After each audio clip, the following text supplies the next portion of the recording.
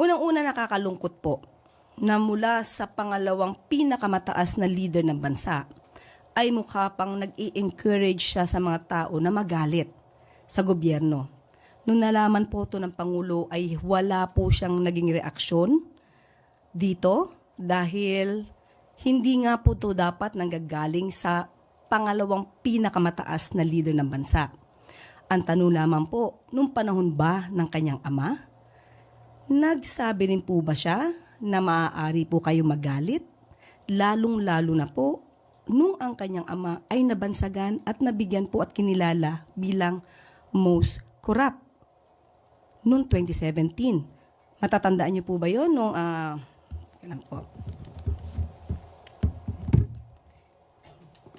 2016 ay runner-up lamang ang Pangulo.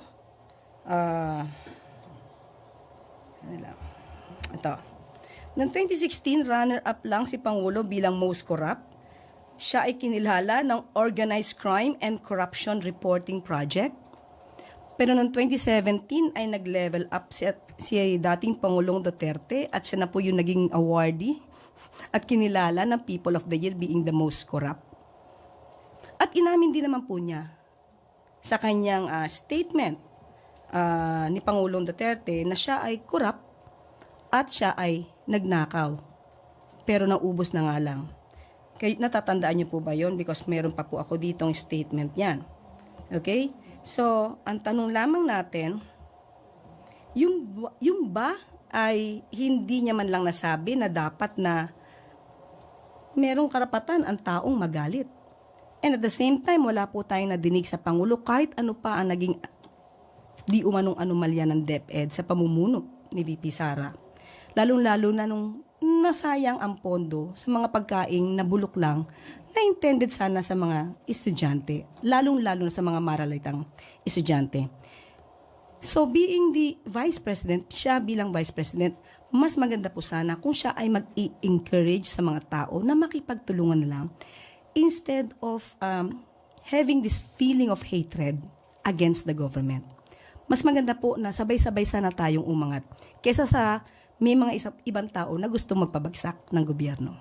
She's arguing that it's part of freedom of expression. Yes. Wala po tayong masasabi kung kanyang ine-express ang kanyang damdamin. Pero bakit naman ngayon lang? Mas marami naman din pong nangyari nung panahon ng kanyang ama. So parang ang pag-encourage po ba niya na magalit ang tao, meron po ba itong link doon sa sinasabing destabilization? At pinapatungkulan palagi na ang taong bayan ay dapat nang kumilos laban sa gobyerno. Ma'am, nabanggit niyo po kanina wala pong reaction si Presidente. So nakakausap niyo po ba siya tungkol sa mga ganitong pag may banat po yung mga Dutertes against him? Tinanong po natin yan sa PCO na nakipag-usap kay Pangulo dahil tinanong natin, definitely alam natin na ito ay magiging issue. Ang tinanong po natin, ano po ba ang reaksyon ni Pangulong Marcos? Kilala po natin ang Pangulo. Hindi siya agad-agad nagre-react sa mga ganito. Kaya hayaan na lang natin dahil siguro iniisip niya ang suggestion na ito ni VP Sara na i-entertain o maging okay lang na maging magalit sa gobyerno ay isang napakawalang kwentong suhestyon.